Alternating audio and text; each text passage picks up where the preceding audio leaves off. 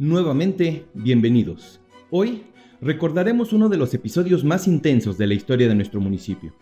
¿Te imaginas despertar en medio de la noche solo para darte cuenta que tu hogar está en llamas? Bueno, esto exactamente vivieron los yurecuarenses el 25 de enero de 1816, cuando se fueron a dormir creyendo que aquella sería una noche más, sin imaginar que al cobijo de la oscuridad, más de 2,000 soldados insurgentes, bajo las órdenes del infame padre José Antonio Torres, atacarían e incendiarían todo a su paso. Pero ¿por qué este hombre buscaba causar tanto daño al pueblo yurecuarense? Para entenderlo es necesario dar un poco de contexto. El 15 de septiembre de 1810, el cura Miguel Hidalgo dio el famoso Grito de Dolores, iniciando así con la lucha armada por la independencia.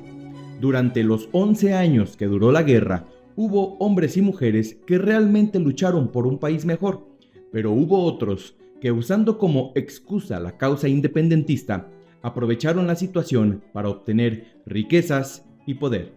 Uno de estos personajes fue el padre José Antonio Torres. ¿Cuál era el coraje de este hombre contra el pueblo? Resulta que, contrario a lo que se podría pensar, no todos los habitantes de la Nueva España, lo que ahora conocemos como México, estaban de acuerdo con la independencia. Muchos pueblos y ciudades permanecieron leales al rey de España, Fernando VII, y de acuerdo con los registros de la época, Yurecuaro era realista, es decir, que sus habitantes eran leales al rey. No solo eso, gracias a su posición estratégica, se convirtió en un referente militar. Su importancia era tal que incluso fue fortificado, o sea, se construyó una muralla a su alrededor, que contaba con algunos cañones para su defensa. Desde aquí, los soldados realistas, al mando del comandante Juan Manuel Pesquera, realizaban redadas en contra de las tropas del padre Torres, evitando que las haciendas de los alrededores, como la hacienda de la Concepción, el Colesio, San Antonio, Santa Rita, etc., fueran asaltadas. Imagínense, en una ocasión, la caballería yurecuarense persiguió a los insurgentes hasta la hacienda de Huáscato, ubicada a más de 16 kilómetros de distancia. Debido a estas constantes derrotas, el padre Torres juró venganza y marchó con todo su ejército desde su escondite en la Sierra de Pénjamo hasta Yurecuaro. Durante los primeros días del mes de enero de 1816 hubo varios enfrentamientos. El más grande de ellos se llevó a cabo en el rancho del Cerro Colorado. Ahí, las tropas realistas finalmente fueron derrotadas. Ante este panorama desalentador, el padre Torres logró convencer, mediante sobornos, a un par de guardias. Ellos, la noche del 25 de enero de 1816, abrieron las puertas de la fortificación, permitiendo la entrada de los insurgentes, sorprendiendo por completo a sus defensores.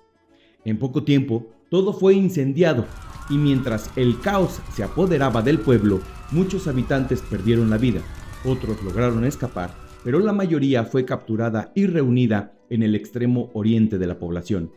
Ahí se ordenó fusilar a 1 de cada 10 como escarmiento. Los sobrevivientes fueron llevados rumbo a la Sierra de Pénjamo, en el actual estado de Guanajuato, donde fueron obligados a trabajar en la construcción de la fortaleza del padre Torres, conocida como el Fuerte de los Remedios. Ahora, regresemos un momento. En medio de aquel ataque, en medio de aquel infierno, se desarrolló una historia digna de contar. ¿Habías oído hablar alguna vez de María de la Luz Rico? María de la Luz tenía 19 años de edad cuando ocurrió aquella tragedia, y era originaria del sitio de El Nacimiento, un lugar que quizás no te suene porque hoy en día lo conocemos como la Tenencia de Monteleón. Ella y su familia habían preferido refugiarse en Yurecuaro, con la esperanza de evitar los saqueos y las agresiones. Irónicamente, esa decisión selló su destino. Durante el ataque, un soldado insurgente llamado Antonio Hernández, obsesionado con la belleza de la joven, la persiguió a caballo. En su desesperación, María de la Luz se encomendó a la Virgen de la Purísima y corrió hacia su templo en busca de refugio. Pero al llegar, se dio cuenta que el templo también estaba siendo consumido por las llamas, ya que en aquellos años el templo no era como lo conocemos hoy en día. Por ejemplo, no existía su torre ni su reloj, y tanto el techo como el altar mayor y el piso eran de madera, por lo que el fuego lo arrasó todo. María entonces, al verse acorralada, prefirió internarse en el templo en llamas antes que ser mancillada. Por este acto heroico sería recordada como la doncella de la castidad. ¿Qué pasó después del incendio? Bueno, así como tenemos a nuestro villano, también tenemos a nuestro héroe, el general don Pedro Celestino Negrete, un hombre que había tomado cariño a Yurécuaro. En cuanto supo de la tragedia, marchó con su ejército desde Lagos de Moreno hasta aquí. Incluso persiguió a los rebeldes hasta Pénjamo, donde finalmente entabló combate con ellos, resultando victorioso.